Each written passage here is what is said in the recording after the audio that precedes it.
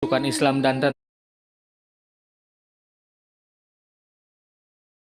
seperti inilah dahsyatnya pertempuran Yarmuk ketika pasukan Islam dan tentara Romawi sudah saling berhadapan, maka perang pun dimulai. Ribuan panah langsung dilesakkan oleh Romawi secara bertubi-tubi menyebabkan beberapa pejuang muslim gugur seketika. Bahkan Abu Sufyan sampai kehilangan penglihatannya karena terjangan panah yang turunnya seperti hujan. Setelah itu Romawi melancarkan serangan dalam skala besar. Di saat yang sama Panglima Khalid juga langsung memerintahkan pasukannya untuk menyerbu. Suara takbir menggema di langit Yarmuk sampai akhirnya pertempuran pun pecah. Perang itu sendiri terjadi pada tahun 636 Masehi dan berlangsung selama 6 hari. Selama itu pula Khalid menerapkan berbagai macam strategi. Namun banyaknya tentara Romawi sempat membuat barisan muslimin kewalahan, bahkan sebagiannya nyaris mundur dari medan perang. Beruntung para wanita muslimah tak tinggal diam, mereka berusaha menghadang para pasukan agar kembali ke pertempuran. Sampai-sampai mereka juga ikut melawan dengan penuh keberanian demi mempertahankan Islam. Dalam situasi yang semakin kritis, Ikrimah bin Abu Jahal muncul sebagai sosok pembakar semangat. Dia berseru dengan lantang mengajak siapapun berbaiat bersamanya untuk bertarung sampai titik darah penghabisan. Seruan Ikrimah disambut oleh 400 mujahid yang langsung merapatkan barisan. Mereka pun dikenal sebagai pasukan berani mati. Dengan cepat Ikrimah memimpin pasukannya maju menerobos barikade Romawi. Tak ada takut, tak ada ragu, mereka bertarung layaknya singa yang mengamuk. Serangan dadakan itu membuat Jenderal Romawi terkejut dan lalu meminta para pemanahnya untuk membidik mereka, hingga akhirnya Ikrimah pun syahid sebagai kesatria Islam. Sementara pasukan berani mati yang masih tersisa terus merangsek memporak-porandakan pertahanan Romawi yang mulai kalang kabut. Melihat ada peluang, Khalid segera memimpin kavaleri berkuda untuk menyerbu jantung kekuatan Romawi. Mereka bermanuver ke sayap kiri musuh dengan kecepatan tinggi. Akibatnya Romawi semakin goyah dan terdesak. Tiba-tiba sang pedang Allah datang menerjang dan mulai membantai semua yang ada di hadapannya tanpa ampun, hingga akhirnya Jenderal Romawi berhasil dibinasakan. Melihat pemimpinnya tumbang, mental tentara Romawi seketika runtuh. Mereka panik dan berusaha melarikan diri dari pertempuran, akan tetapi sebagian dari mereka sudah terkepung. Pasukan Islam terus menekan hingga mereka terpojok ke tepi jurang. Alhasil satu demi satu ribuan tentara Romawi itu mulai berjatuhan ke dalamnya. Kemenangan kaum muslimin di Yarmuk menandai runtuhnya dominasi kekaisaran Romawi Timur, sekaligus membuka jalan bagi perluasan Islam di wilayah negeri Syam yang mencakup beberapa negeri termasuk Suriah dan Palestina.